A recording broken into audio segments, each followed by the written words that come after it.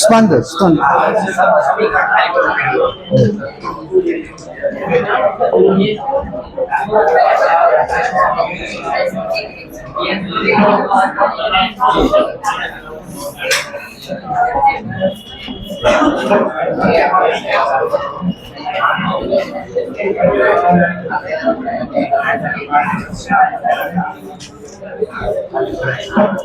હાલો, કાલના લેક્ચરમાં મેં તમને આ સમીકરણ તારવીને સમજાવ્યું હતું ને, અહીંયા સુધી બાકી રાખ્યું પછી રેડી.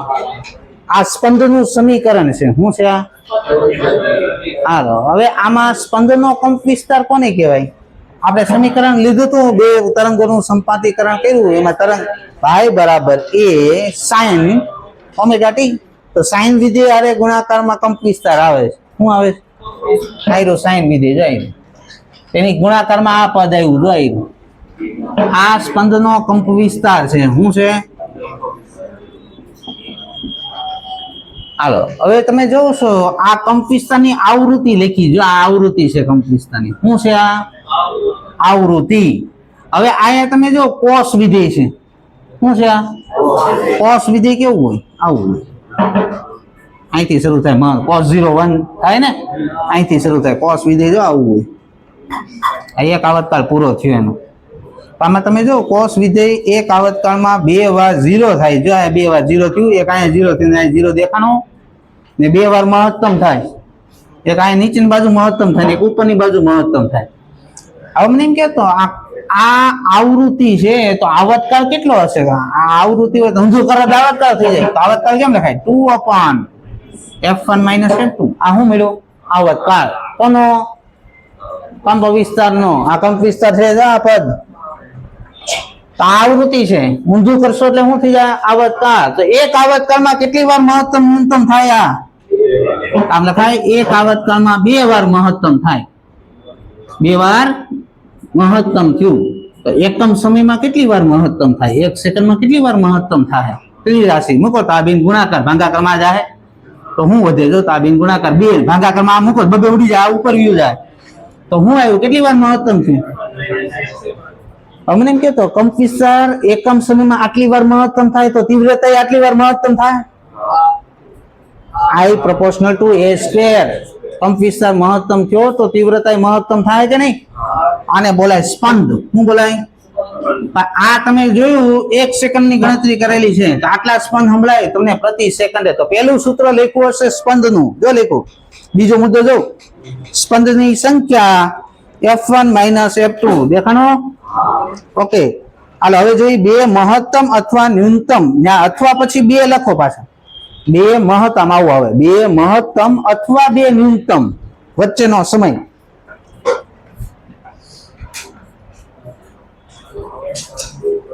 હાલે જરા મને એમ કહેતો અહીંયા ન્યૂનતમ છે કે નહીં? 0.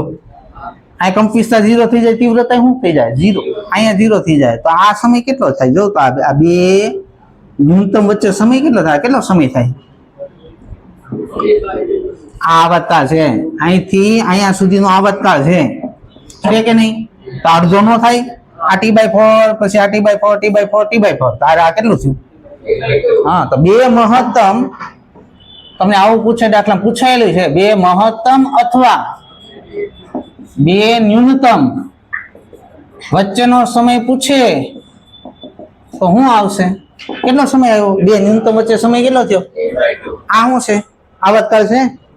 આ શું છે? આવતકાળ. બાય 2 કરો શું આવે? કે તો 1/f1 - f2 લખું. જોતા સૂત્ર 2 મહત્તમ અથવા 2 ન્યૂનતમ વચ્ચેનો સમય 1/f1 - f2 લખો. હાલો, મહત્તમ અને ન્યૂનતમ વચ્ચેનો સમય પૂછે તો મહત્તમ અને ન્યૂનતમ વચ્ચેનો સમય તો કેટલો લાગે? જો તો મહત્તમ આવી રહ્યું, અહીંયા મહત્તમ છે, અહીંયા ન્યૂનતમ થયું. આ કેટલો સમય છે? t/4. આ t છે. જો આને બાય 4 કરવાના તો શું થાય? 1/2f1 - અથવા આને બાય 2 કરી નાખો તોય હાલે. આ કોની વચ્ચેનો સમય છે? મહત્તમ પછી શું થાય? ન્યૂનતમ પછી શું થાય? મહત્તમ. તીવ્રતા. રેડી? મહત્તમ, ન્યૂનતમ, મહત્તમ. તો આ સમય છે ને 2 મહત્તમ વચ્ચે. તો મહત્તમ ન્યૂનતમ વચ્ચે કેટલો થાય? આની કરતા અડધો. આની કરતા અડધો કિલો. પછી તમને પૂછે કંપ વિસ્તારની આવૃત્તિ કેટલી? કંપ વિસ્તાર ક્યાં છે? અહીં રો કંપ વિસ્તાર. આની આવૃત્તિ કેટલી લખી? જોયા લખી f1 - f2/2. તમને એમ પૂછે પરિણામી તરંગની આવૃત્તિ કેટલી? આ પરિણામી તરંગ થયું, આ સંપાતીકરણ થયું, એની આવૃત્તિ કેટલી લખી? f1 + f2/2 લખ્યું છે. પછી તમને એમ કે સ્પંદનનો આવર્તકાળ કેટલો? તો સ્પંદનની આવૃત્તિ કેટલી આવી? આ સ્પંદની આવૃત્તિ છે. આવર્તકાળ કેમ લખાય સ્પંદનો? 1/f1 - f2 લખ્યું છે. આટલું આવડ્યું, આટલું આવડ્યું. હાલો, હવે આ JEE નીટમાં પૂછાયેલો પ્રશ્ન છે. તમે જો 3 સ્વર કાંટા મૂકેલા હશે, જો અંદર પહેલાની આવૃત્તિ કેટલી લખીશ? બીજાની, ત્રીજાની. હા, મેં તમને હમણાં જ કીધું સ્પંદ એટલે શું થાય? બે આવૃત્તિનો તફાવત, એને શું બોલાય? હાલો, તો પહેલી અને બીજા સ્વર કાંટાની આવૃત્તિનો તફાવત કરો તો કેટલો આવે છે? બીજા અને ત્રીજાનો, બીજા અને ત્રીજાનો x, પહેલાનો અને ત્રીજાનો તો મેક્સિમમ તફાવત લેવાનો. તમારે કેટલો આવ્યો? ત્યાં ભૂલ છે, x લખાણો ને 2x કરો ઉપર. x સ્પંદ પ્રતિ સેકન્ડ લખ્યું છે ને 2x સ્પંદ પ્રતિ સેકન્ડ કરો. હાલો, પ્રશ્ન નંબર કાઢો. 73 નંબરનો પ્રશ્ન નીટના પૂછાયેલા પ્રશ્નમાં 73 નંબરનો પ્રશ્ન છે.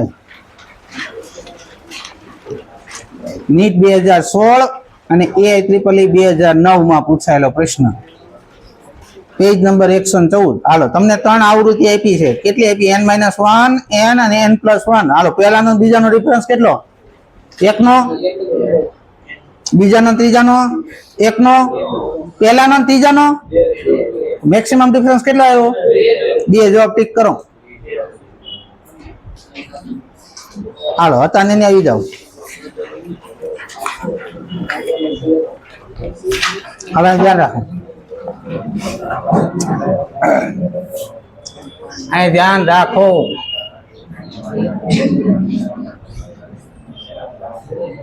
આ લાઈનસર સ્વર કાંટા ગોઠવેલા છે. આના દાખલા આવશે તમારે.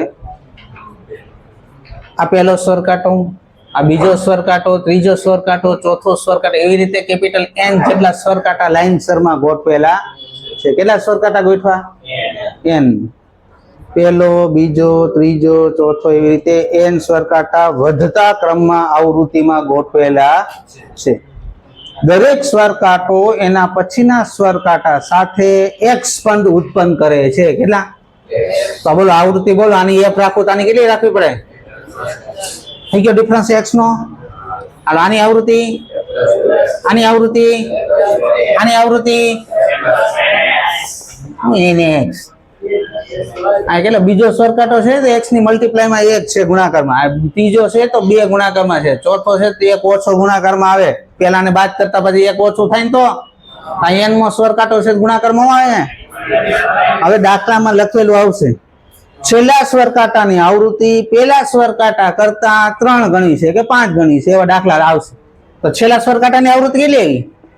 a plus n - 1 * x. પહેલા સ્વર કાંટા કરતા ધારો કે y ગણી છે, આવું લખીને આવશે. હવે તમને દાખલામાં આવો દાખલો પૂછાય. એક સાથે 55 સ્વર કાંટા ગોઠવેલા છે તો એની કિંમત કેટલી થઈ ગઈ? આ મૂકવાના 55. તમને પછી એમ કે આ પહેલો સ્વર કાંટો બીજા દરેક સ્વર કાંટા એકબીજા સાથે 3 સ્પંદ ઉત્પન્ન કરે છે તો x ની કિંમત કેટલી થઈ ગઈ? 3.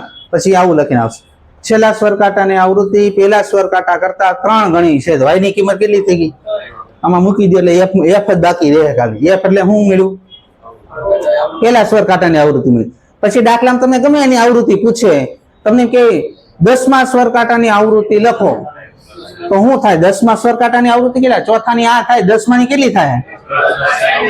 હા, હવે તમને f ની કિંમત તો મળી ગઈ છે, x ની કિંમત છે. આમાં મૂકી દો એટલે 10માની પૂછે, 20માની પૂછે, છેલ્લાની પૂછે, પહેલાની પૂછે, ગમે એ પૂછે. આવડી જાય ને આવી રીતે કરતા આવા દાખલા છે, આવશે JEE માં પૂછાયેલા. લખી નાખો પેલા આટલું. આ લખો સૂત્ર, આ લખજો પાછા. છેલ્લા સ્વર કાંટાની આવૃત્તિ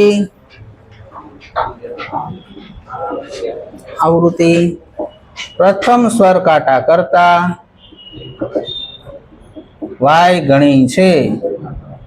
આ લખો, આ લખો જો આટલું. આટલું તો લખેલું જ છે. આટલું છેલ્લાની પહેલા કરતા લખ્યું જ છે.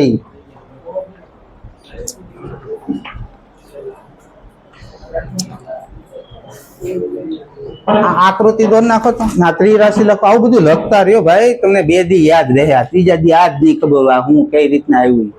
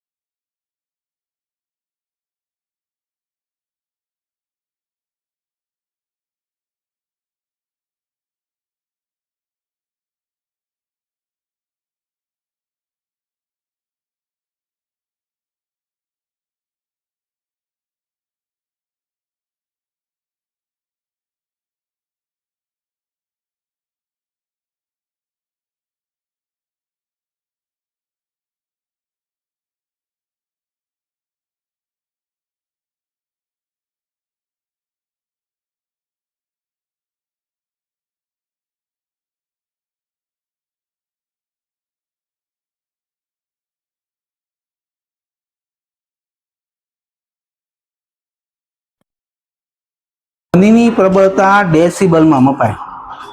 આપને ખબર તીવ્રતાનો એકમ શું છે? તીવ્રતાનો એકમ વોટ પર મીટર સ્ક્વેર.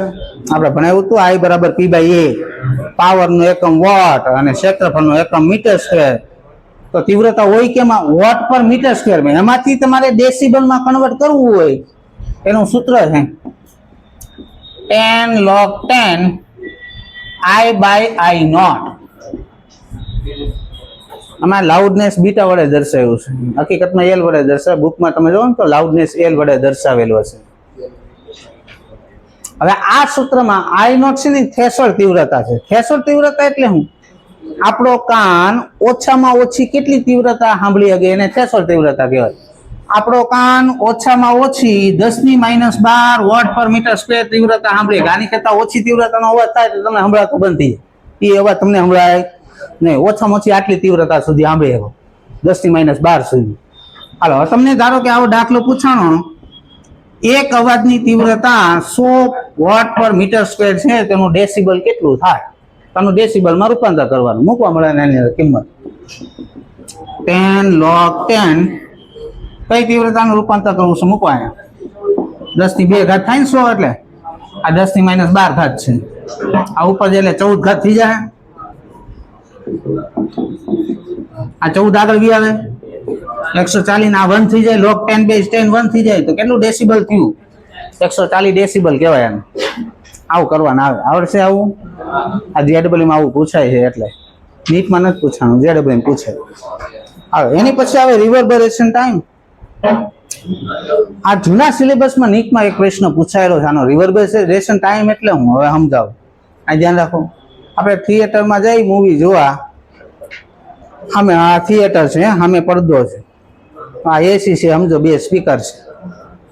તો તમારા સુધી અવાજ 2 રીતે પહોંચે. એક તો ડાયરેક્ટ સ્પીકર માંથી અવાજ આવતો એ કાનમાં આવે, બીજો સ્પીકર માંથી અવાજ આ દિવાલ અથડાઈને પાછો તમારા કાનમાં આવે. જો આ બે સિગ્નલ વચ્ચે જો સમય રહે તો તમને પડઘા સંભળાય. શું સંભળાય? એક અવાજ આવ્યો, બીજો અવાજ અથડાઈને પાછો આવ્યો, અને 2 વચ્ચે સમય રહી ગયો તો શું સંભળાય? પડઘા સંભળાય. તો સીન તો બદલી ગયો હોય, ને જે અવાજ સંભળાય દિવાલ આરે જે અવાજ અથડાઈને આવ્યો છે એનો સીન તો વીયો ગયો, બીજો સીન હાલતો હોય. આવું હાલે? મજા આવે પિક્ચર જોવાની? નહીં. તો તમારે આ સુધી જે ડાયરેક્ટ અવાજ આવે છે ને અથડાઈને અવાજ આવે છે, એ 2 વચ્ચે સમય ન હોવો જોઈએ. જો 2 વચ્ચે સમય હશે તો તમને પડઘા સંભળાય. એ 2 વચ્ચેનો જે 2 ડિફરન્સ છે ને, 2 વચ્ચેનો સમય, એને રિવર્બરેશન ટાઈમ કહેવાય. શું બોલાય? તો રિવર્બરેશન ટાઈમ નું સૂત્ર આવું છે કે V/α/s. આ સૂત્રમાં V છે ને ઓરડાનું કદ છે, થિયેટરનું કદ આવે. આલ્ફા શોષકતા અચળાંક છે, કે અચળાંક છે ખાલી. S પરાવર્તક સપાટીનું ક્ષેત્રફળ છે. હાલો, તો રિવર્બરેશન ટાઈમ ઘટાડવા માટે થિયેટર વાળા શું કરે? તમને બધાને ખબર હોય, થિયેટરની દિવાલ હોય ને છિદ્ર વાળી હોય. છિદ્ર ઓલો સ્પીકર માંથી જે અવાજ દિવાલ ઉપર પડે ને શોષણ કરી લે, એ રિફ્લેક્ટ ન થવા દે, એટલે છિદ્ર વાળી દિવાલ. હવે અમુક થિયેટરમાં જાઓ તો એ દિવાલ ન હોય, તો તમને એવો પ્રશ્ન થાય, આમાં એ દિવાલ નથી, છિદ્ર વાળી દિવાલ નથી, અમુક થિયેટરમાં હોય.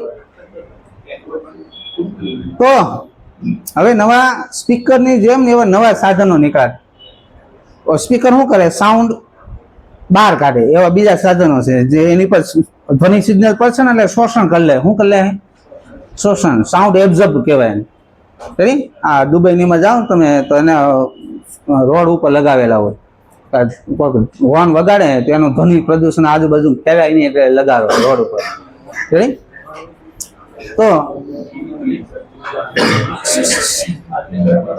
તો સાઉન્ડ એબ્ઝોર્બ લગાવી દીધા હોય એટલે એને છિદ્રવાળી દિવાલ રાખવાની જરૂર પડે નહીં. આ તમે એટલે કીધું કે તમે એમ કે સાહેબ ફિઝિક્સ ખોટું ભણાવે છે, આમાં ક્યાં દિવાલ છિદ્રવાળી છે? તો એને એવા સ્પીકર મૂકેલા હોય ત્યાં, સાઉન્ડ એબ્ઝોર્બ. તો હવે નીટમાં પૂછાયેલો પ્રશ્ન આવો છે, જૂના છે, બહુ જૂનું છે, જૂનામાં હશે એવો પ્રશ્ન કે એક સમઘન ઓરડાના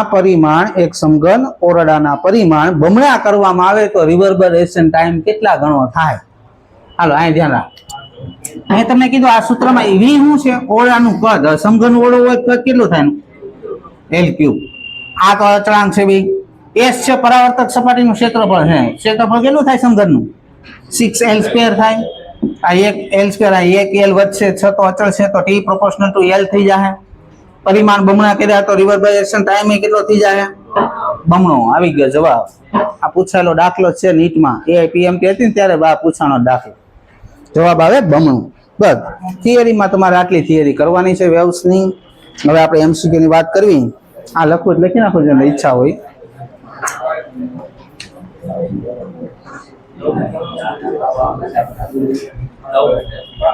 હા ઉભો તો રે ભાઈ.